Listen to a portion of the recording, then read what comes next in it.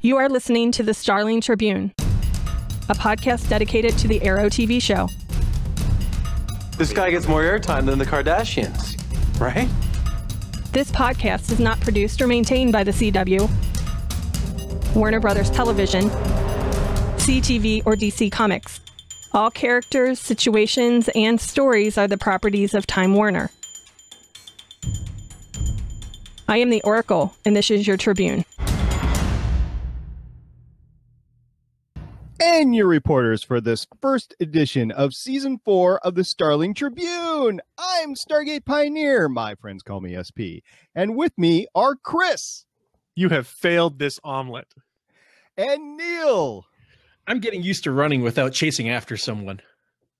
And I, of course, I said before, MSP. Now that I'm back, they might actually expect me to do something.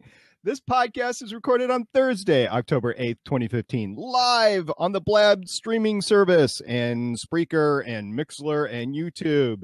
We are just a few guys that discuss the TV show Arrow. Just a little reminder that I am not a comic expert. Oh, no, I'm a sci-fi guy. But I am catching up with the comic lore thanks to folks like Chris, our resident comic geek for the night. I read way too many comics. I literally just picked up $200 worth of comics for my comic book store yesterday. Nice. Well, to be fair, it was 3 months worth of comics I hadn't picked up. So, Ow. That's like 2 tanks of gas. Ow. That's more than 2 tanks of gas, man. What kind of car do you drive? A truck. Oh, fair enough. That might be a tank and a half for you then. And Neil, a lapsed comic fan, returned to the fold in tenfold. Yeah, and Chris, I figured out the best way to do this is Comixology. Keep them all digital. You don't see the stack, the pile of shame by the bed that you have to read. So here's what I do with that, actually. Most of what I read is Marvel, so I redeem the digital code, and then I'll leaf through them, and then I give them to kids, or I give them to the libraries, the things that I buy. Because I also get a discount buying through my local comic shop since I'm a subscriber, so it's actually cheaper for me to buy the paper, redeem the code, and then give the comics to those that would want to read them. So yes, that's what that's why we're here. We're comic book fans and we are Arrow fans. And just a reminder, during this podcast, we'll be talking about what happened in the current episode of the CW TV show Arrow, titled Green Arrow, as well as news articles and announcements that will impact future episodes. So it will contain spoilers. Consider yourself warned. Hey, if you like what you hear here, you can catch up on all of our back episodes and check out our archive at GonnaGeekNetwork.com. Just search for the Starling Tribune there. All right, Neil, what do you got for the current episode? Oh, I think we all know what this is. Episode 1, Season 4, titled Green Arrow, directed by Thor Freudenthal, written by Greg Berlanti, Mark Guggenheim, and Andy Kreisberg. They are the team. Thor Freudenthal should be a familiar name if you've been watching or listening to Starling Tribune. He did Legends of Yesterday, Green Arrows, Al-Sahim, and The Climb. I guess Legends of Yesterday is coming out, but Al-Sahim and The Climb, 2 great episodes from last season. He's also directed an episode of Flash, Starman, Percy Jackson's Sea of Monsters, Diary of a Wimpy Kid, and some other things. But yeah, he's the man when it comes to high-impact Arrow episodes. Thor, buddy! Plus, across the streams. Plus, he's got an awesome name. Streams. That could be in the same universe. It's Stargate. We're all good. It's all good. It's all good. All right. So, wow. What'd you guys think? Were you guys reeled in the whole episode, or did you have to build up to it? Yeah. Okay. I was in my anticipation levels were maxed out, and I'm always worried about when that happens because I'm setting myself up for disappointment. And I came out of it grinning like an idiot. I was so happy to get Arrow. I was happy that Felicity was kept happy. I was happy there was good action. They didn't dick around with the slow burn. They went right to introducing the big bad.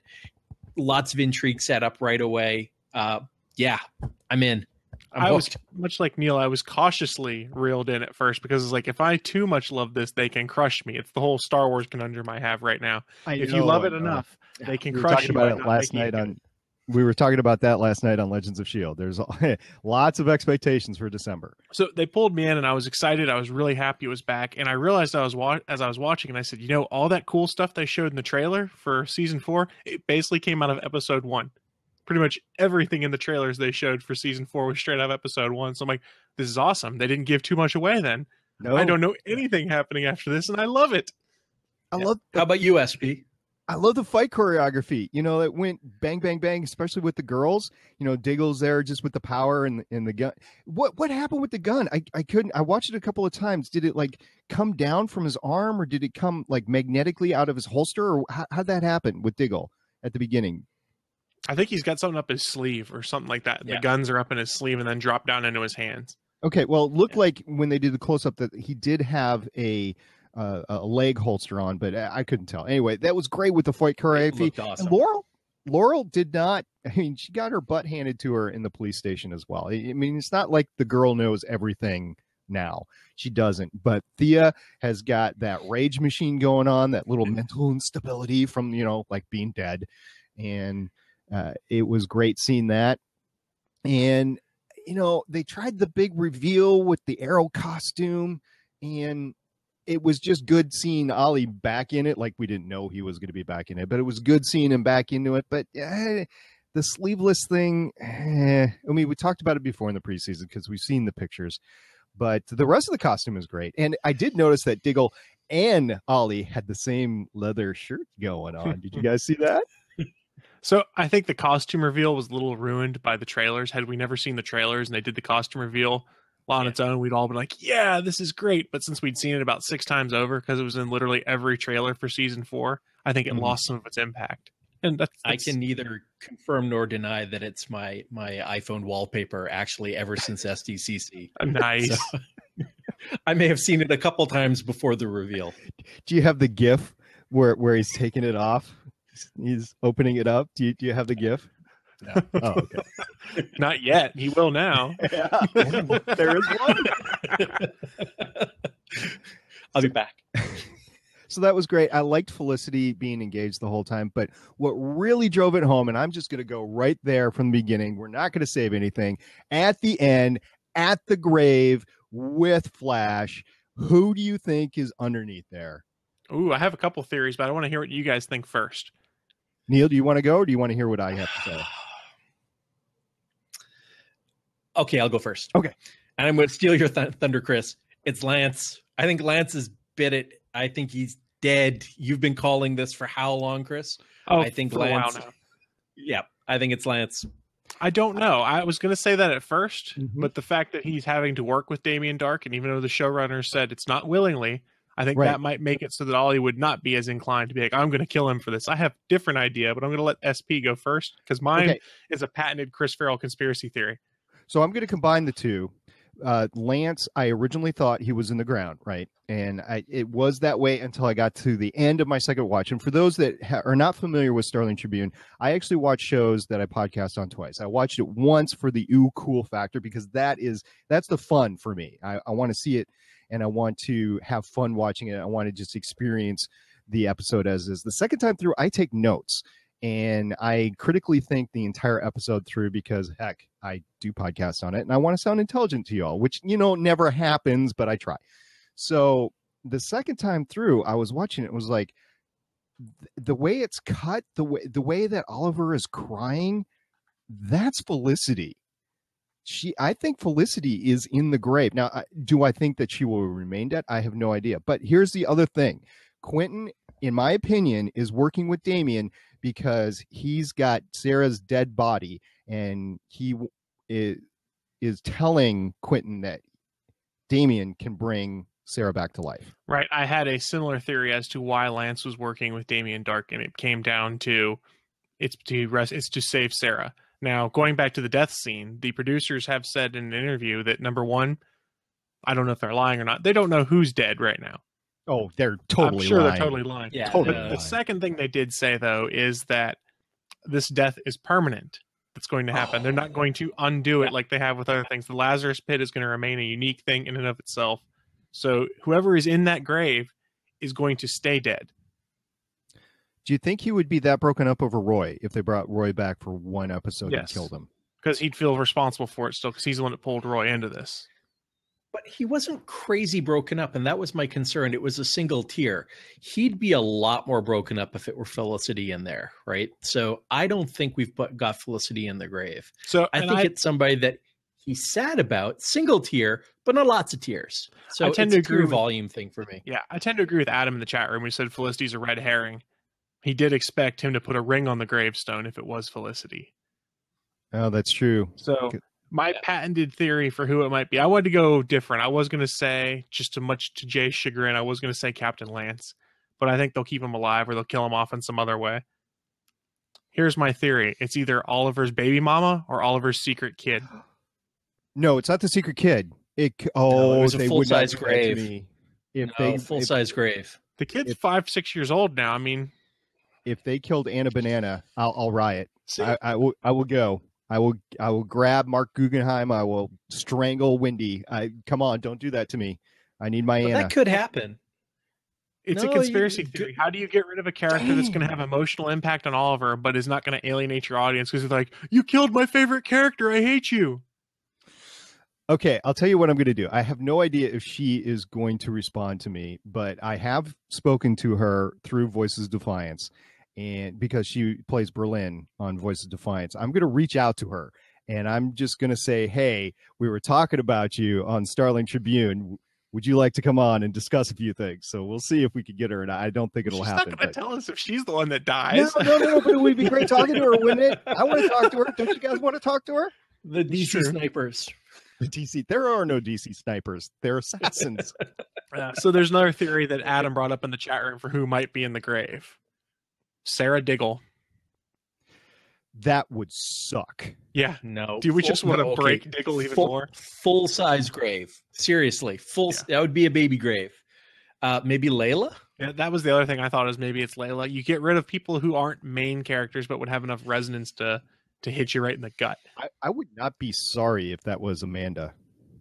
Amanda Waller? Waller? Why would Oliver be upset about Amanda Waller being dead? No. We dancing a little jig. All she's done is manipulate him for like 7 years now, 8 years. I know. 8 years. Yeah. Oh, what? So who knows what's going to happen? Okay, so now that we've got that out of the way, the second time through, I'm watching it, and I'm watching when Damien comes into the town council meeting. I'm like, Lance, what are you doing? The first time, I was like, Captain Lance, you are too docile. Why are you letting this guy talk? Because the Lance that I know would do everything to push him out. And that should have been my first clue, because I did not clue in on that until I see him. The Lance we know right now is a semi-broken man. He still doesn't know how to hold a gun. Yeah, well, there's that too. But he hasn't recovered from the death of Sarah, whether he admits it or not. He's not back from that yet. So there's a part of him that's still damaged, which is why he still blames Oliver for so much. It kind of amused me that he and Laurel seem to be back on the same page when Laurel's the one that point blank lied to his face about his daughter being dead for how long. It's not like Ollie killed her. The two of them are not on good pages either. No. Okay, let's go back to the police and the council meeting, though. Okay. And I think they called this out in the episode. How much does it suck to be a public official in Starling City or Star City? Like season after season, this is a continuing thread. Right. Who in the municipal council, the district attorneys, who's going to get killed off multiple times a season? Well, just don't run for office. Right. Well, Star City, Starling City, whatever you want to call it, it's a broken city, right? You literally have empty blocks here and there, businesses that have just emptied out, and that's where Damien is operating on. They have one thread of hope, which gets blown up. And Lance says it, nobody wants to come to Star City anymore. Nobody wants to be there. And Thea and Laurel, I forget who said it, said, yeah, unless they're packing up and leaving in the middle of the night, nobody's out. So there's nobody left. And even Walter, he's like, no, I don't want to do this, because he's not stupid. I mean, so yeah, we're going to get the candidate next episode, and it's going to be an ongoing thing. But in the meantime, I feel bad for the council, especially the DA, because she had some balls to her. Well, so the question now is, with the DA dead, does Laurel become the new district attorney of Star City? I don't think the DA can sneak out to go vigilanteing. I don't know if that's a word. Yeah, and that's kind of what had me concerned is, A, if that happens, she probably can't sneak out as easily, and B, that paints even more of a target on her, because I'm sure that's part of what Damien Dark is holding over Lance is that, hey, I know your daughter. She's a public figure. I spared her this time around, but next time I can speak.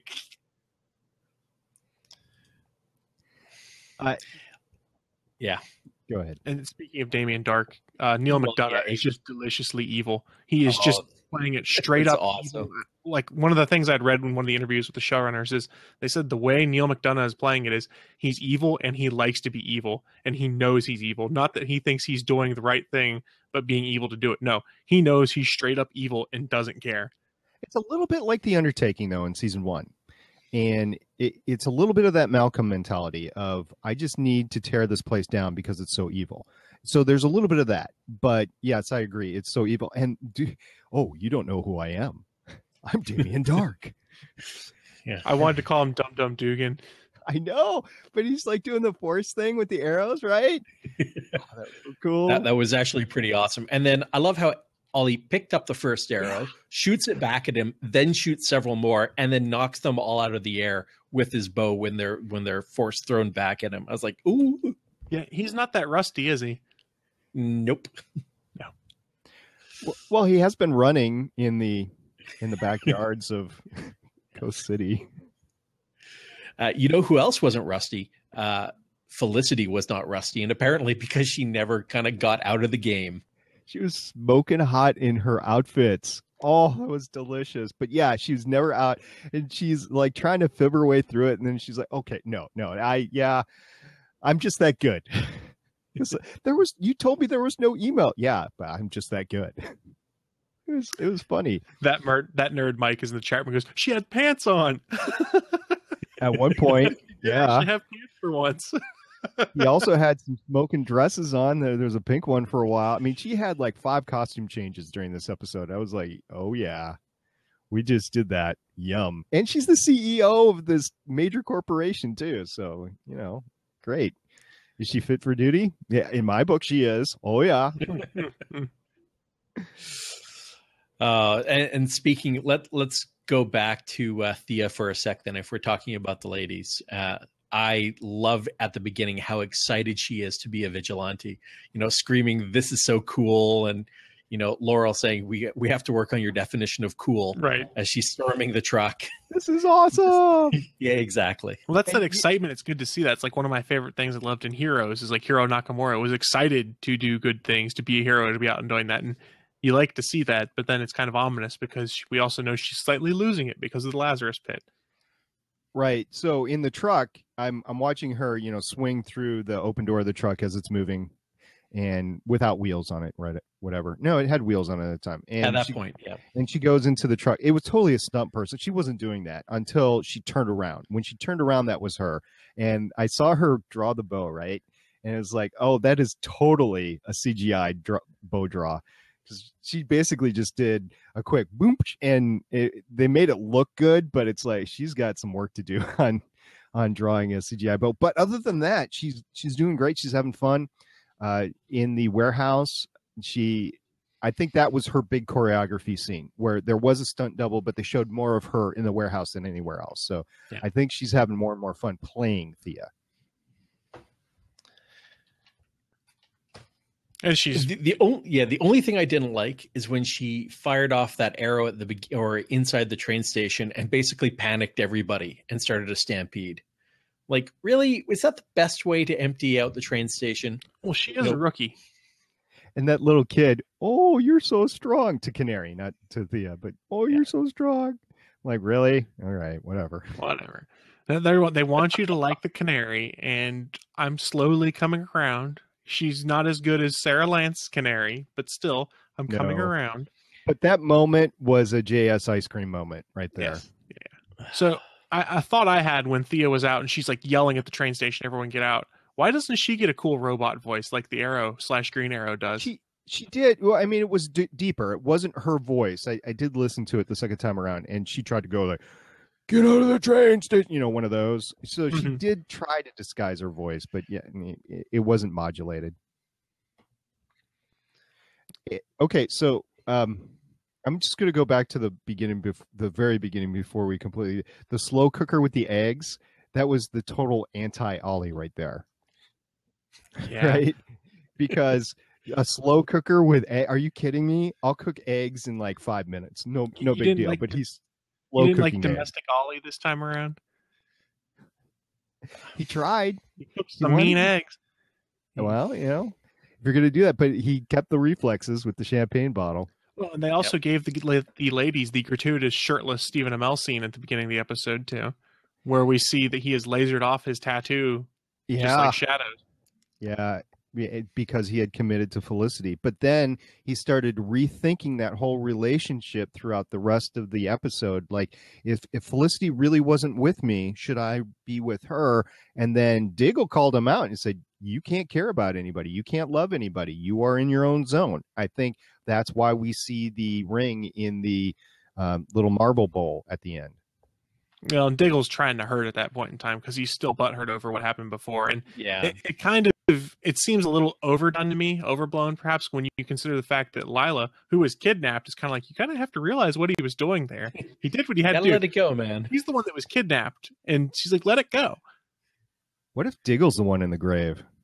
Nah, they won't kill Diggle. Diggle is the Daryl Dixon of this show. Yeah. All right. He's the moral compass, I guess. And he just got the concealment device as well. Yeah.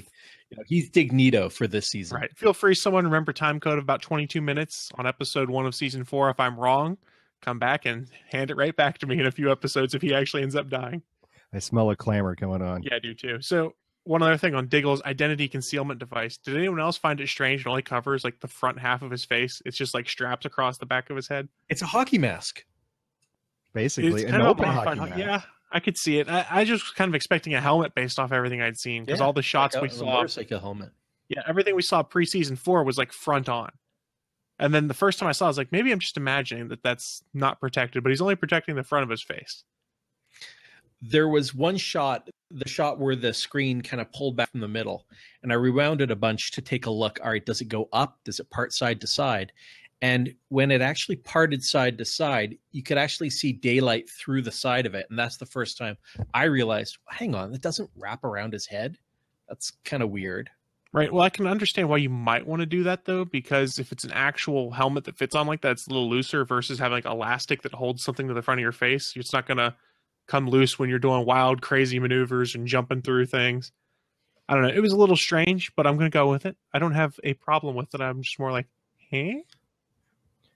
Okay, so aside from the helmet, Diggle has this reveal about H.I.V.E again, and then he plays a little secret, and it's like, yeah, secrets work out so well for Team Arrow. Why didn't he just say something? I mean, I know he's butthurt over the whole thing, but dude, come on, you can't take H.I.V.E on your own. You need a team around you. Well, he's not thinking rationally still, because he, like we said, he's still butthurt over what happened before, and I can understand being upset, but at this point, everyone else has kind of moved on from it and realized that, okay, he was doing what he felt he needed to do. It just seems a little overblown to me, especially when you consider the fact that Diggle has always been the one that's kind of understood the reason Oliver does some of his weird things or tries to take on all of these things.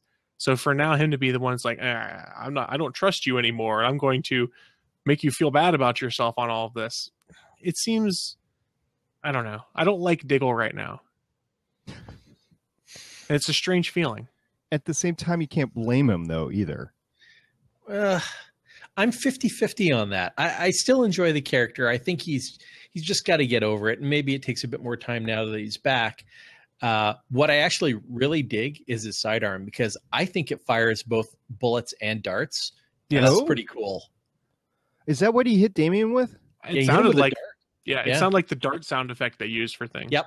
And there was some fletching on the back of it. Yeah. Aside from that, how did he get on the train? Because the train's like a super moving train, and he's driving the truck. How did he get on the train? Barry Allen. No, I don't know. I got nothing. Okay, that solves everything to me. I was going to say Wally West. Barry Ex Machina? Well, I was thinking maybe you jump the van up into the train, but then the train would have... Yeah, I know. So Barry, but then why didn't Barry go into the car? Oh, because it wasn't Barry. Because it's in the script. Because it wasn't Barry. Because plot. Hey, Mark, come on, dang you guys. Cajun Sean's right on. He goes, no, he used his magnetic powers.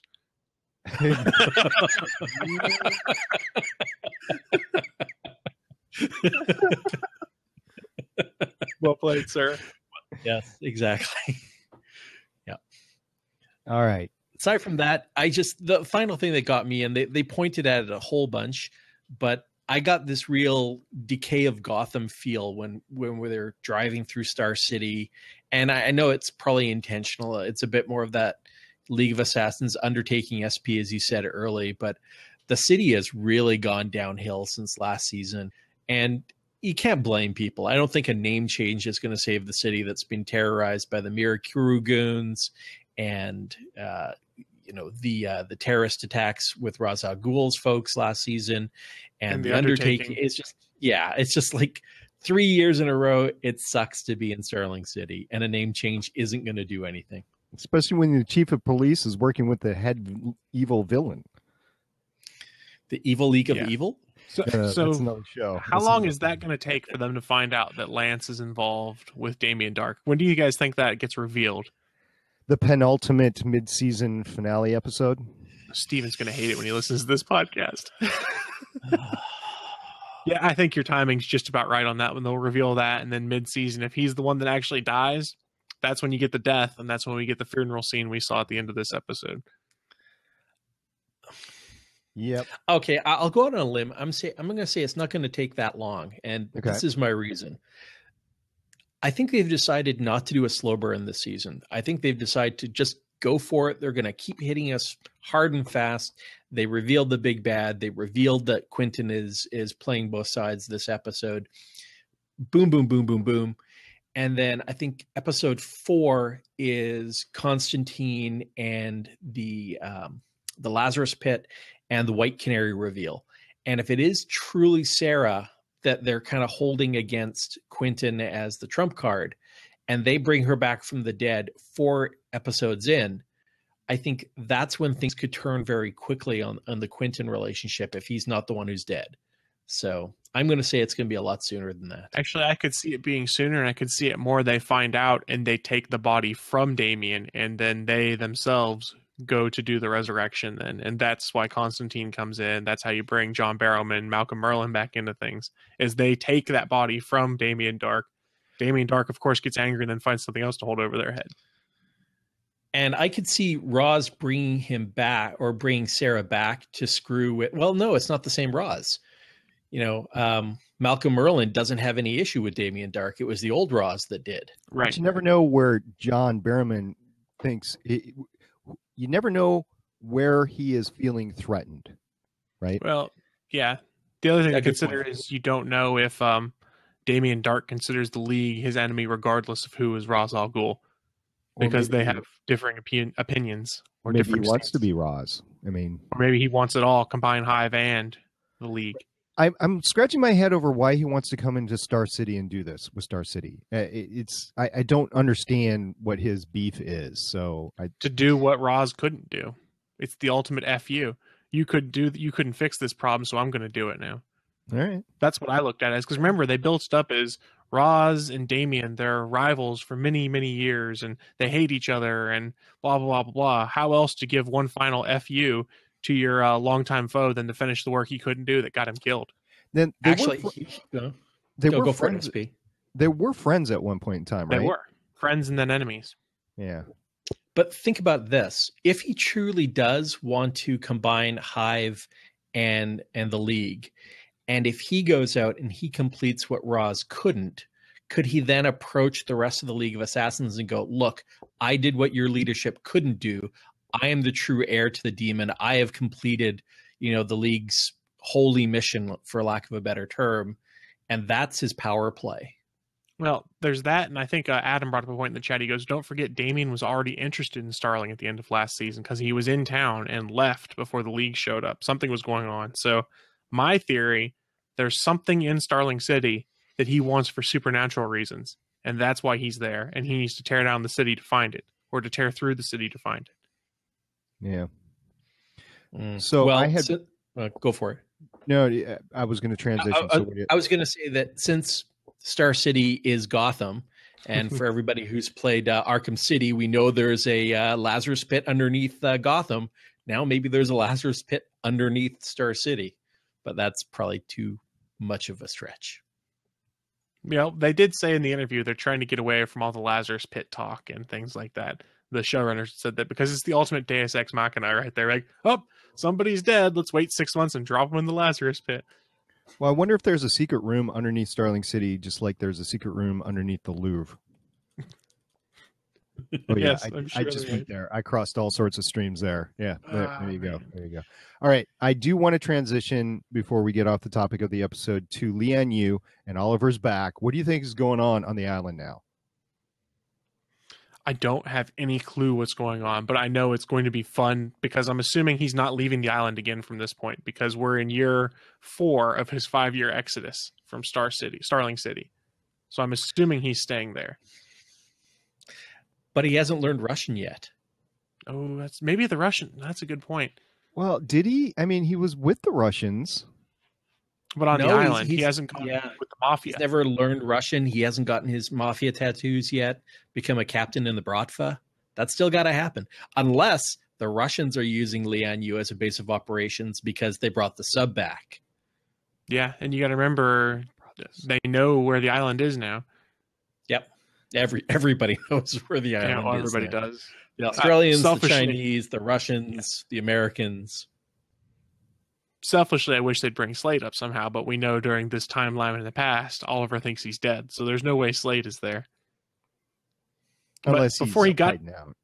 Yeah, unless he's hiding out. Before we got to that, the whole flashback stuff was set up the fact that Waller is basically hunting down Oliver, and he's in Coast City at that point in time? Yeah. Mm-hmm. Yeah, so he's in Coast City. He's basically being the Arrow, but a very much ineffective version of him. And number one, I was just happy they brought Amanda Waller back. I'm like, DC's letting them play with their toys again. Yay! One last time, just one little bit. Well, they kept talking about her a lot, so I assume Waller might continue to play a part. And they did a flashback of Deadshot also, so they got to play with that toy one last time. Also nice. But one of my favorite things, and I'm sure most people caught it, when they're in the bar, Oliver and Amanda Waller sitting down to get their drinks, you see a guy wearing a pilot jacket that just says Jordan on it as the camera goes by. And I was like, yes, because it's probably Hal Jordan is what I wanted to think. Yep. Yeah. Yeah. That's probably the Easter egg that like 90% of comic nerds picked up on, but it was the one that tickled me to death. If I was Oliver, this is just me, I would be like, okay, game over. I'm not jumping out of this plane. Put a bullet in my brain.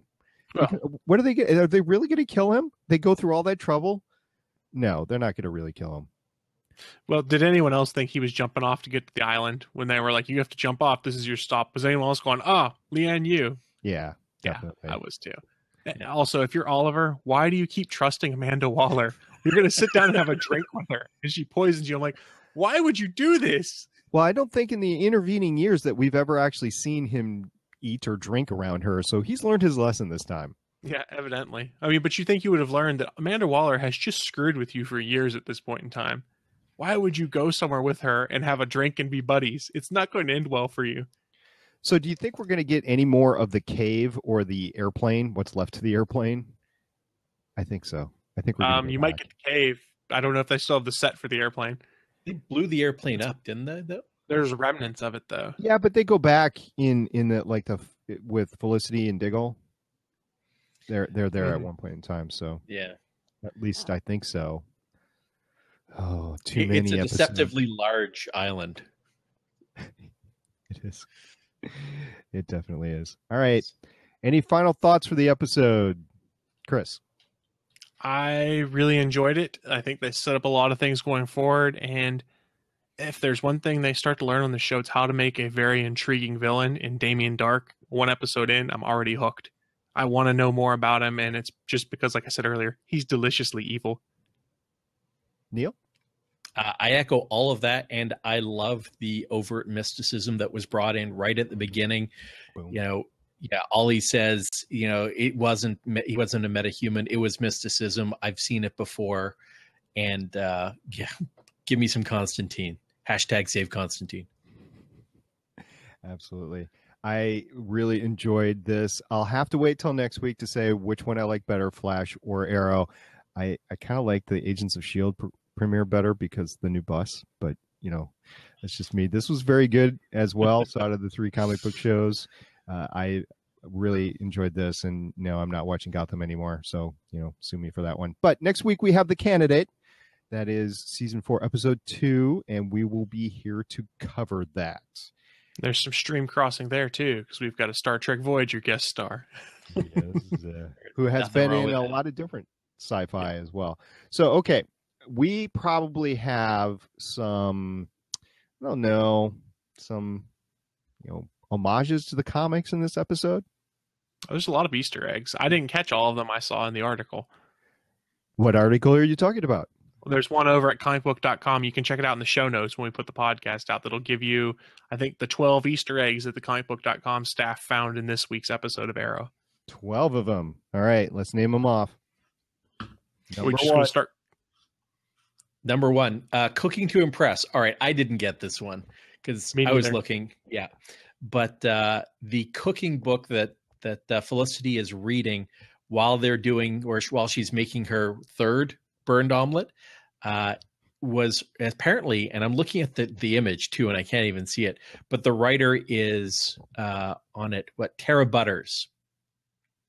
Oh, yes, who is the wife of, was it Mark Guggenheim? Yeah, correct. And also, she is an executive producer for Marvel's Agents of S.H.I.E.L.D. Agent Carter. Yeah, Agent Carter, right. I swear, I want to see Mark Guggenheim actually direct a Marvel movie. It's going to be so cool. He's writing a Marvel comic right now. I know, but I want to see him direct a Marvel movie. I want to see that. Well, give it time. They just announced more movies today. All right. Let them do, what's her name? Captain Marvel. That would be great. That would be. All right. The next one, which I was interested in, is Cord Industries, right? Yep. So who's Ted Cord? What does he have to do with the DC universe? He's the Blue Beetle. There you go. So if we go back 2 seasons, it was originally Ted Cord instead of the Atom, and they were going to swap out Ted Cord instead of Ray Palmer.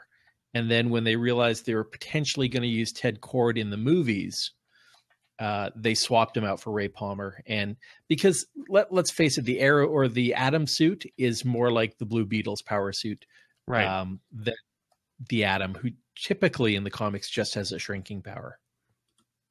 Pretty much. Yep. So, Chris, what's the next one we got? Next one, this gets referenced a lot. Speedy, Thea keeps wanting to be called Red Arrow. And that was what Roy Harper's identity was in the comics for a long time. And Speedy was also a character in the comics too. So they're both callbacks to the comics. Yep. All right, Neil, what do we got next? Next one, the article says that Coast City is an Easter egg. I think it stopped being an Easter egg because they talk about Coast City quite a bit. And Chris, you talked about how we saw the Jordan flight jacket. That was so cool. Yeah, that was awesome. But Coast City is the home of Hal Jordan, that's protected by the original Green Lantern. So, we get this a lot in this show. And talking about Jordan, that's the next page over is, this is something that everyone was hoping for. Yes, that is true. So Jordan was on the jacket. We've already talked about it. And number 7, Felicity the superhero. See, I'm not sure this is actually an Easter egg as I read this right now, because they're just talking about the fact that, hey, Felicity was basically playing with Team Arrow the entire time she was away. It's not an Easter egg. It's just part of the plot. Yeah. Same goes for the next one. The next one says Cisco is mentioned. It's not really an Easter egg. We know that Cisco makes cool stuff. So, it's there. Okay, so this I have no idea what it is about, but I think is really cool. Blood of the Immortal, Adeline Kane Wilson. What is that about? Somebody tell me, because I just have no idea. So I just skimmed real quickly and did a quick Wikipedia search before this. Evidently, the blood in the comics that Damien Dark uses to maintain his immortality comes from Adeline Kane Wilson, who is the wife of Slade Wilson, a.k.a. Deathstroke. Oh. And it's her blood? It's her blood that's being used, is my understanding. I'm not super familiar with the Damien Dark character, so someone in the chat room knows better. Please correct me, and I will recant what I have said if it's incorrect. This is just what I saw in a real quick search online.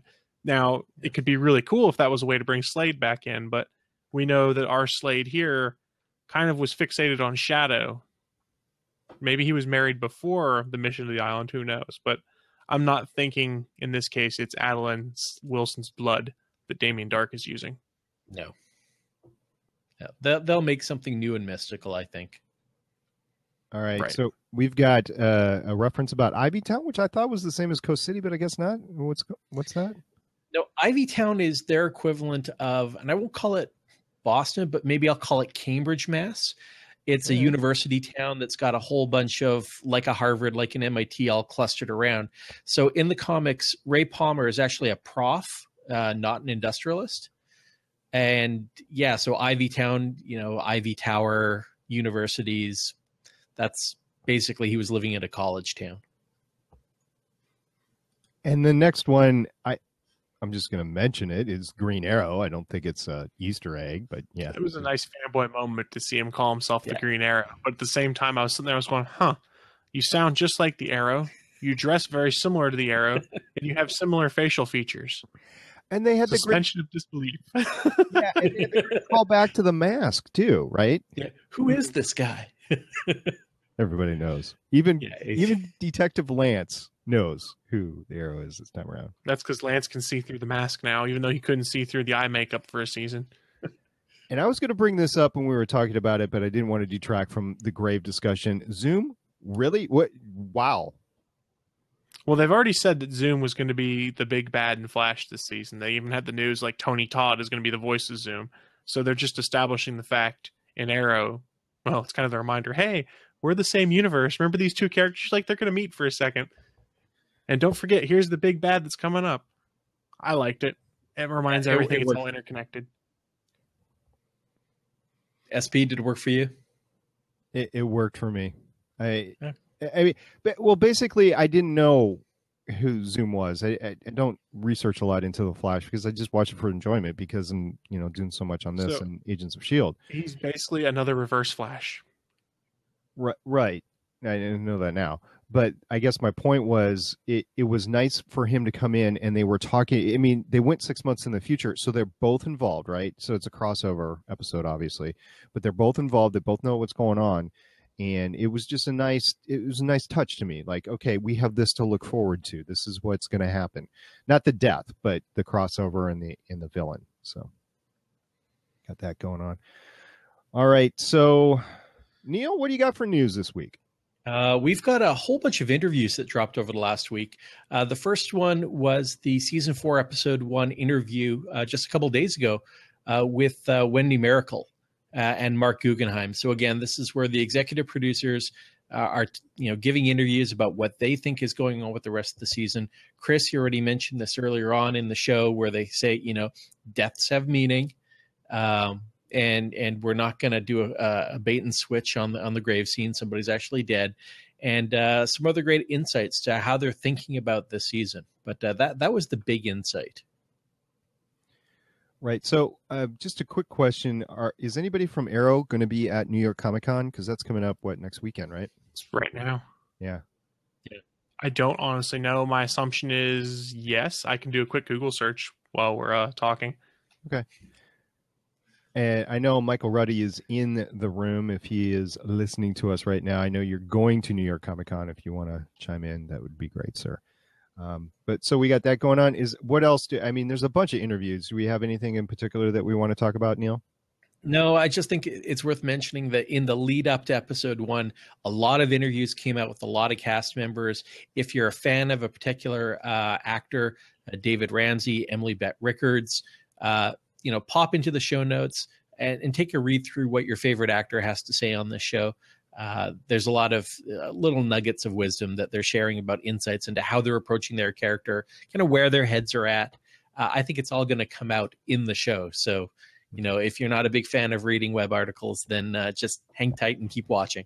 They will all be in the show notes, by the way, when this episode is posted. Both I will make sure that they are both in the video version and the audio version.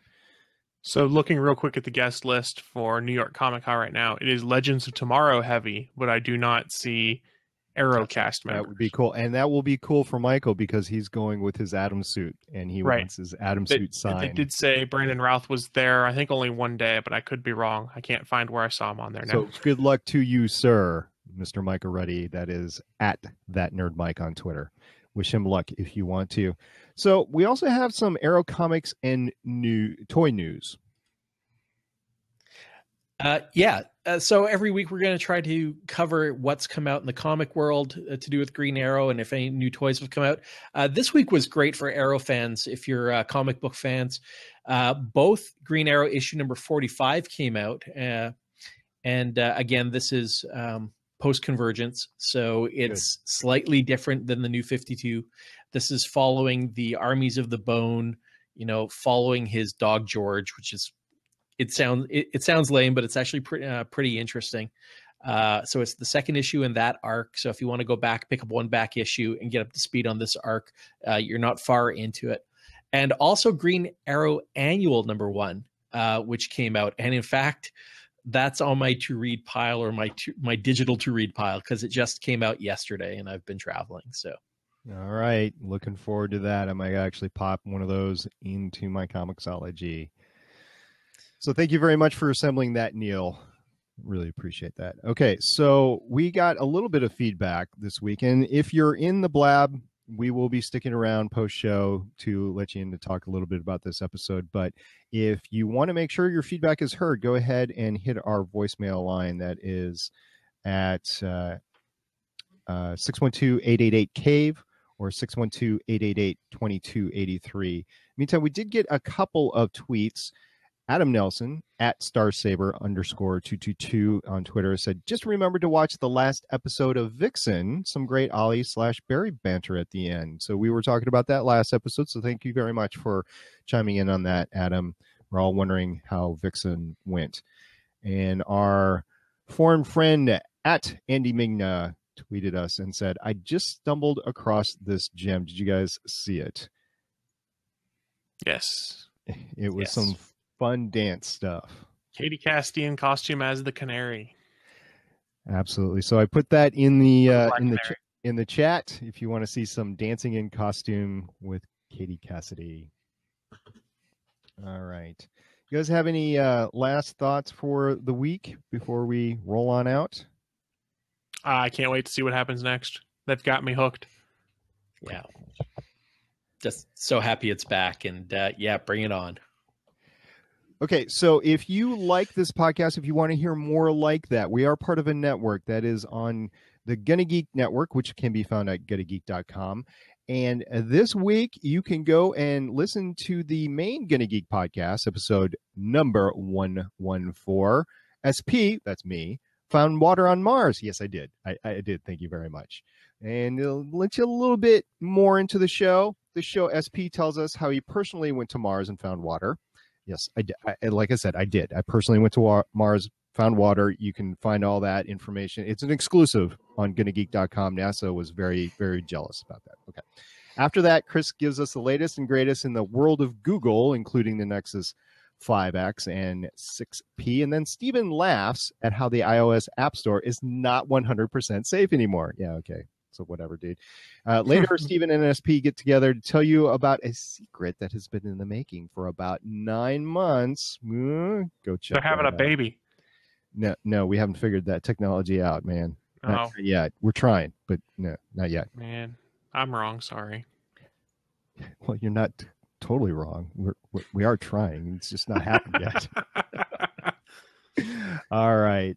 So go ahead, check that out. We will be here after the credits, so you can talk to us about Arrow. And if you are listening to this later, come check us out on the Blab, 9 p.m. Eastern on Thursdays, and you might have a chance of making the podcast if we put you in the post credits.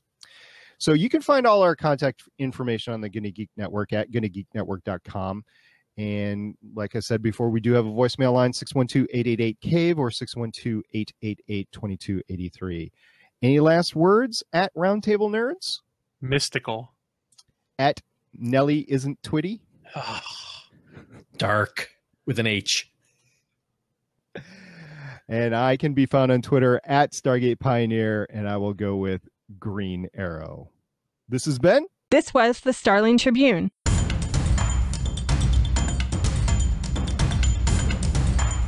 You can leave us feedback at GonnaGeek.com or check out our archive at StarlingTribune.com. Visit GonnaGeek.com for more podcasts. Music by Kevin MacLeod can be found at Incompetech.com. This podcast is not produced or maintained by the CW, Warner Brothers Television, CTV, or DC Comics. All characters, stories, and situations are the property of Time Warner. No infringement is intended. We will see you for the next episode of CW's Arrow.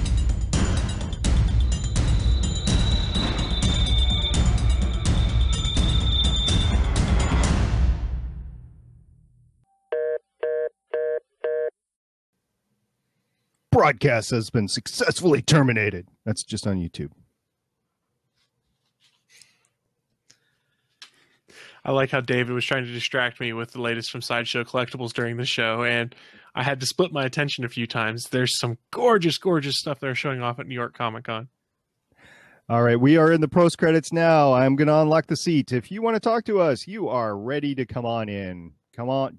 Any one of us can either boot you out or accept you in. So it's got to be a unanimous decision either way. But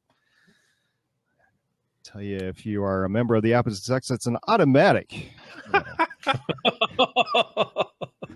Oh dear! Because otherwise, this is just a big sausage fest. So yeah, Arrow, love it. So if you have anything to say about the episode, if you have anything to say about the podcast, if you have anything to say about DC Comics, Adam Nelson. You hear me? Yes, we can hear you. How's it going, sir? Okay. Did you get the audio feedback I sent you for the episode last night? You know, I was looking for it and I just couldn't find it. I'll bet you I did find. I will put it in the final version. Okay. Yeah, because one thing that I saw that was kind of weird, and maybe it's just I didn't get a good look at it, but it looked like the face on that altar that Damien Dark was at in his last scene sort of looked like Doomsday. Ooh, I need to go back and look at that again. Yeah. Yep. And I was wondering if it was going to be Sword Clan or some of the Arrow clans that we got in the New 52 universe with the Outsiders. That was the first thing that came to mind when I saw that. You know what? I just found it. So I'm going to play it. So here we go. Hey guys, this is Adam calling in with my feedback on the season premiere of Arrow. First off, you have failed this omelet, may be the best line ever. I am kind of surprised that Oliver didn't know that Felicity was helping the rest of the team behind his back, but didn't take him long to figure it out afterwards. So it does look like they're using his backup base that he had bought but not really fitted out yet at the end of season 2, though we've seen some pictures of what the base is going to look like once they get fully set back up, which ought to be fun. I also liked how Thea seemed to still really like everything about being a vigilante, even after having done it for a few months. Now on to the end scene. The face on that little altar or whatever Damien Dark was at. Hey guys. What? Oh Sorry. no!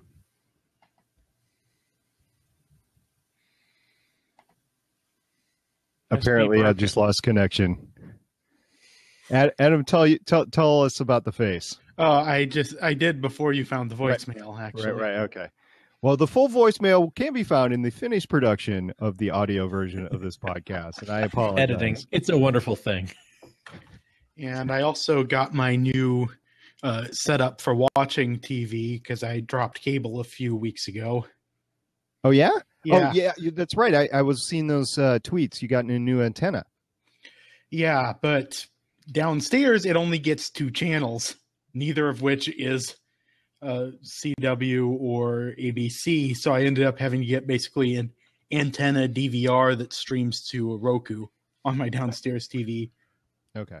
Or my iPad or whatever. But hey, This way I don't have to get an iTunes subscription for Flash this season, so that's good. Yeah, that's good. I mean, this TV is just outrageously expensive. I was looking at my cable bill going, you know what? I really need to just axe a lot of this stuff. So, well, I mean, you can always watch the CW stuff on their app. They have the most 5 recent episodes generally on the app. The problem I'm going to have with that is the women in this household like watching that stuff live now. So it's like, I've hooked them and now they expect it. So I got to have it.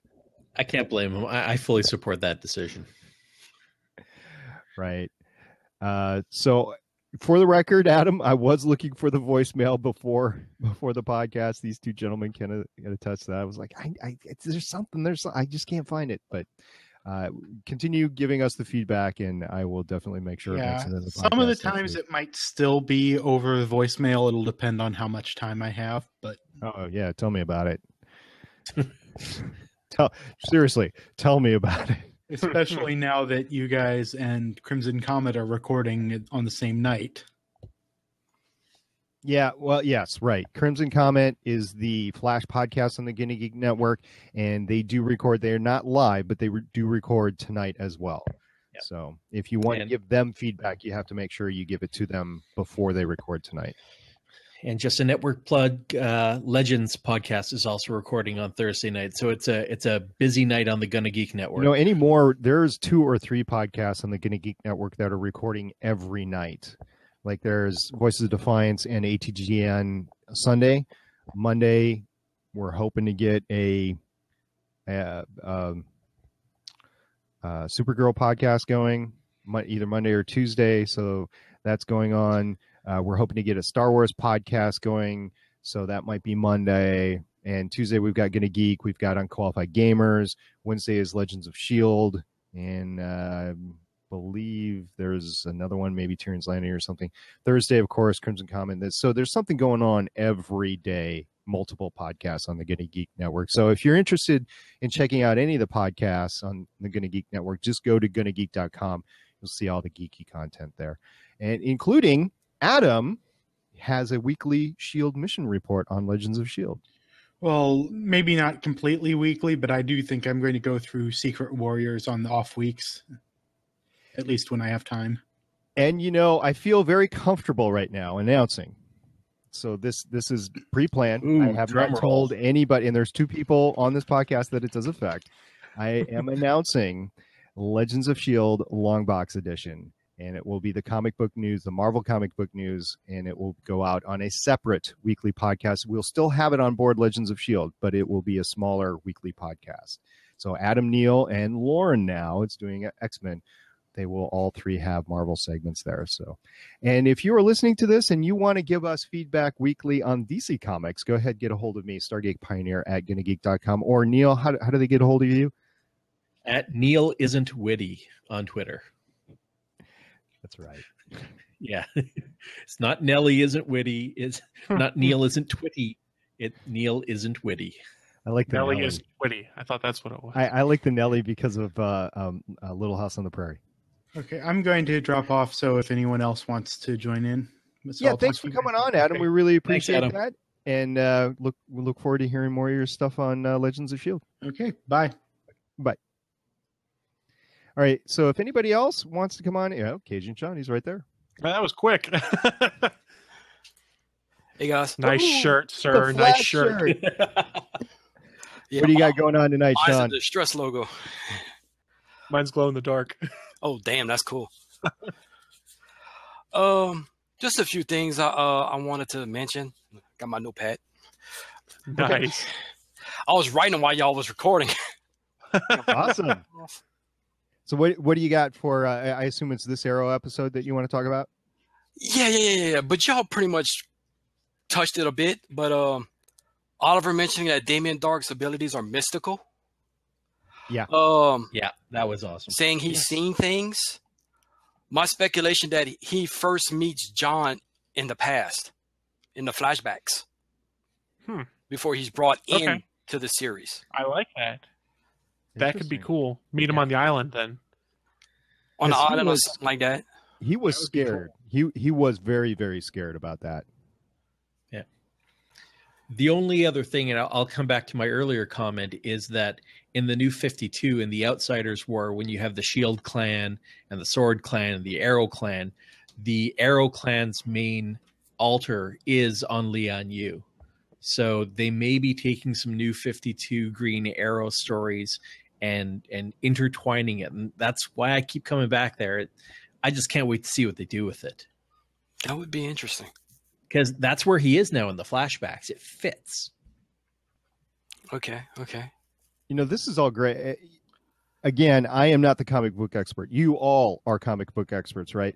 But I like complete universes. And this era, which started in 2008, has just enthralled me more and more and more. And I'm so glad to be living through this. I'm not necessarily glad to be living through the dearth of sci-fi, because that's still my prime love. But I am glad to be living this life of the complete universe of the comic books, because there's just so much there. It's like, it's just this whole thing, this whole gift bag that has been wrapped for me, and I get to untie it and everything. So I just love how everything's connecting. I really do. And we didn't really discuss it a lot tonight, but like supposedly all the DC television shows are connected, which I'm curious as how Gotham is connected, but the rest of them I can see how they're connected. So we'll see how that pans out. They did have that goof up where they had the Queen Consolidated logo in the Gotham City skyline. Totally early on. Totally nailed that. What else you got for this episode? Well, just a while ago when Neil mentioned the different clans of from the Green Arrow comics with the Outsiders. Yep. The Sword clan makes me hope they bring back Katana. Ooh. Yeah, He's still around. He is the avatar for the Sword clan. Yeah, that'd be awesome. The funeral scene was a time jump to 6 months in the future. Right. Yes. Yeah. So I'm hoping when that time comes around, they redo the full funeral scene or whatever. Yeah. My theory is that it's Thea that dies. Okay. Because I could see that scene right at the end where he's hunched over the grave. I could see right there Malcolm Merlin walking up to him. Yeah. So on the gravestone, is it carved Red Arrow or Speedy? We'll have to wait and see, because we could not see the headstone right now. Sean, what's your call? You got to call it. Speedy. All right. What else you got, Sean? That was pretty much all I had written down. That's pretty much all I got. I couldn't think of anything else really to speculate on. But yeah, it's the series, the episode was really good. Yeah. They pretty much laid it out for us. This is where we're going to be at the 6 month point. That's pretty much the mid-season finale. So, which there's no snow on the ground. I can't believe why they couldn't do that in July in Vancouver. Because don't you guys ski all the time up there? Only apparently on the island. That's up actually on the North Shore. It's actually a really nice part of town. But no, we don't get snow in Vancouver. So just lots of rain. Think Seattle. I like the reason why Barry was late for the funeral, because of Zoom. Yes. Tying the two shows together. Right, and Ollie knew exactly what he was talking about. Or actually, Ollie mentioned it, right? Because of Zoom. Mm-hmm. Yeah. To show that it is in one universe. It is, for them, at least. Yeah, absolutely. Well, thanks for coming on tonight. Is there any last words that you want to say before you leave? You have failed this omelet. Yes. That's the line of the episode. It is. Oh, it was. Thanks for coming by, Sean. We'll see you again next week, maybe. All right. Okay, thanks, bye. Sean. All right. Anybody else want in? Talk about Arrow? Talk about how Neil has failed this podcast? How Chris has failed this podcast? Yeah, I sprinted through an airport so I wouldn't fail this podcast. I know.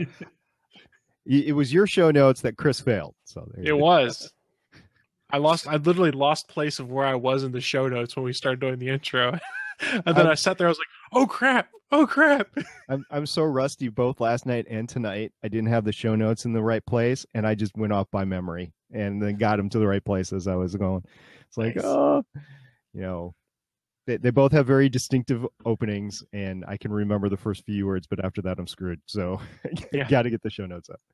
All right. Anybody else? If you want to come talk Arrow, if not, we have to work tomorrow, so we would love to sit here all night. But we got to have some interaction. If you guys want to come on board, we are here for you. One Mr. Stephen John Drew, I was corrected last night. John Drew has entered the chat, and if he wants on board, we will gladly have him on board. Otherwise, we're pretty much coming into the ending of this wonderful episode, the best episode of Starling Tribune ever. Stephen, until next week, and then that will be the best one ever. You have actual jobs. Yeah, Dave. Actually, yep. All three of us have actual jobs. Yep. And SP, I'm pretty sure it's Juan Drew. He corrected me. It's John Drew. Make sure you say it that way. Pretty sure it's Juan Drew. He said John Drew. Yeah, okay. David, if you want in, now's your chance. Going quickly, going once. I got to leave myself in about 5 minutes, take care of some other stuff. So. Yeah. All right. Well, we will. For real. Yeah. For real. All right. We will see you all next week, 9 p.m. Eastern on the Blabs. And don't forget to get your feedback to us and, voicemails, which I will definitely play in the podcast next time. All right, guys. Thanks a lot. Night, everybody. Bye, guys. Night.